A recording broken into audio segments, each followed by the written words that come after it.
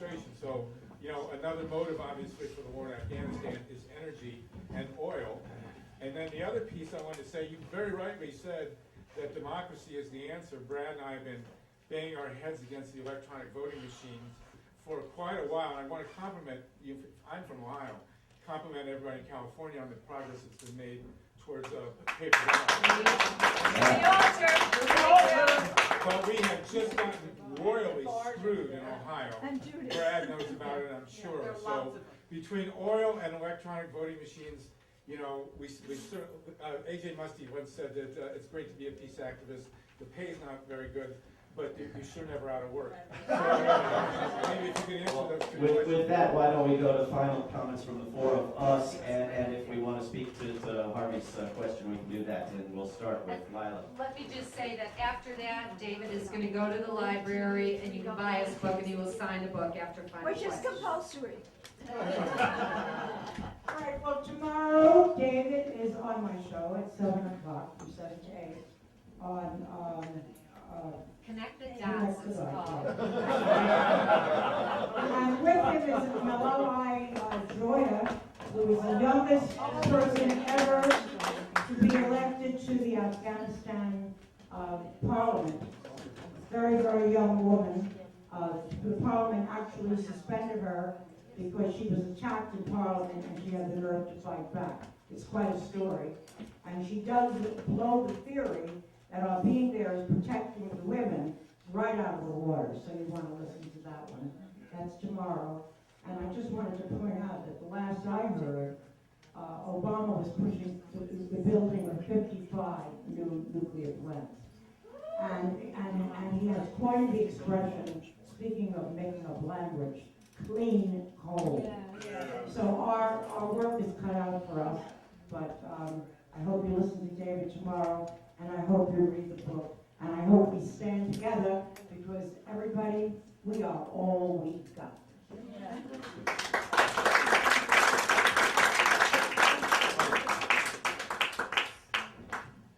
I have to tell you, it's compulsory for everybody to buy the book.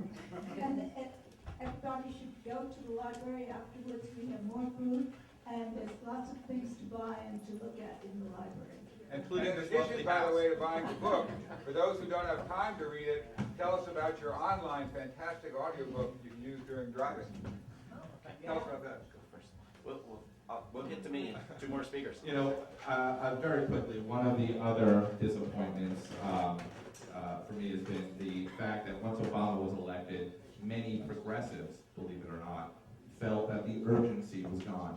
We don't need to fund a progressive media, keep it going. We don't need to, fund the peace and justice groups, frankly.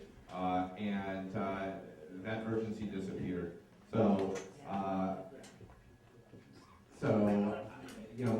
I would say that it's crucial to keep the money flowing, if you will, to the right causes, and frankly, keeping Brad Friedman going, keeping David Swanson going, and we'll the truth out too, because frankly, that's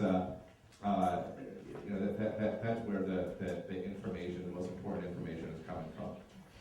Please use the word the correct place or the left rather than the right.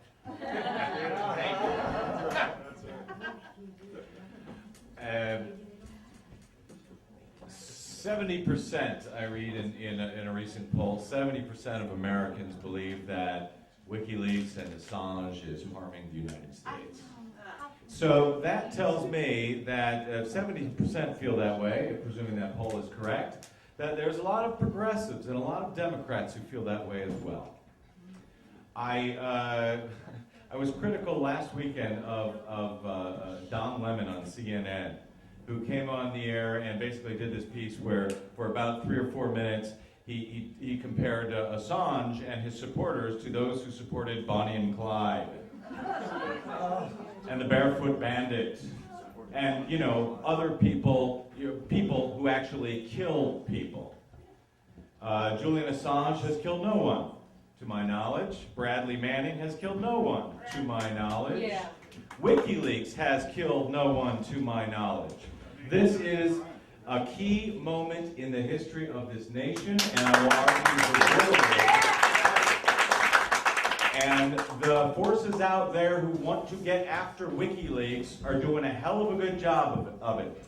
I went around and around in a conversation. Don Lemon called me afterwards and basically defended this idea that CNN, when they put up this segment, the chyron at the bottom of the screen said, Assange, journalist or terrorist?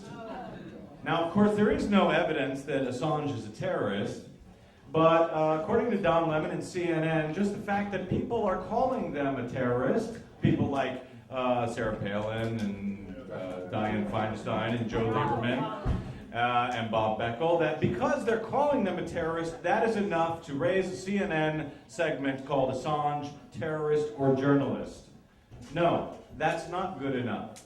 But the fact that they have outlets to do that, to call WikiLeaks and Assange a terrorist, and that they have outlets like CNN who are willing to echo that idea and forward that idea to millions of more people, and the result is that 70% of America think, well, maybe Assange is a terrorist. Propaganda. Okay? This is why we're in every mess that we are in. So I ask you, please, as Jason said here, support the independent media. Support WikiLeaks, support David Swanson, support KPFK, support the people who are telling the truth that everybody in here knows is the truth. As Harvey said, it doesn't pay well, but we'll never be out of a job.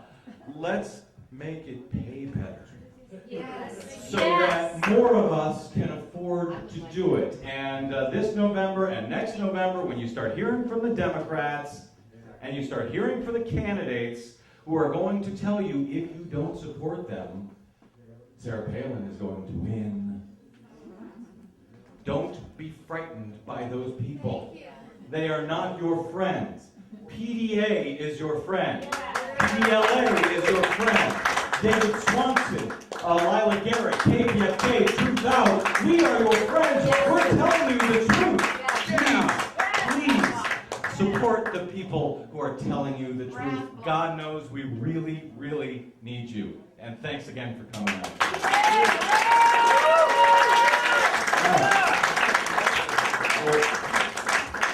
Progressive media outlets have supporters, and there's a strong supporter of Link TV back here who's been telling me Link TV throughout this event. So there you go, Link TV. I'm not going to list the hundreds of other great progressive media outlets, and I'm not going to do it because I don't mean any harm to any of the ones I'm not mentioning. But I would thank above all KPFK and Truth Out and Public Record and Bradlaw.com and two quick points. Number one, there is a congressman named Peter King who says that what WikiLeaks has done is worse than a military attack on the United States. That is to say, these people are more afraid of you finding out what your government is up to than of your cities being bombed. That is how dearly they care for your well-being. Point number two, in Bush's wonderful piece of literature that you can find in every Barnes & Noble, you will see that in 2006, Republican Minority Leader Mitch McConnell went to him and said, while publicly denouncing as traitors anyone who opposed wars, we've got to get the troops out of Iraq before the 2006 elections. This is how close we were. We were an inch away from stopping this madness in 2006, and we were running around telling each other that we were absolutely hopeless, completely powerless, having zero impact, and repeating ourselves because we must be insane. So they will never tell you how close you are until you have won, and then they won't tell you either. We have stopped a war on Iran for years now, and there has not yet been the day when they announce you stopped our desire for a war on Iran. Right? So the idea that we haven't won and therefore we should stop what we're doing rather than do more of it is exactly backwards. right? We are always getting closer and closer as we do what all of you are doing. And I encourage you to take heart and to keep doing it and to realize that we might be an inch from victory. Thanks for coming out here.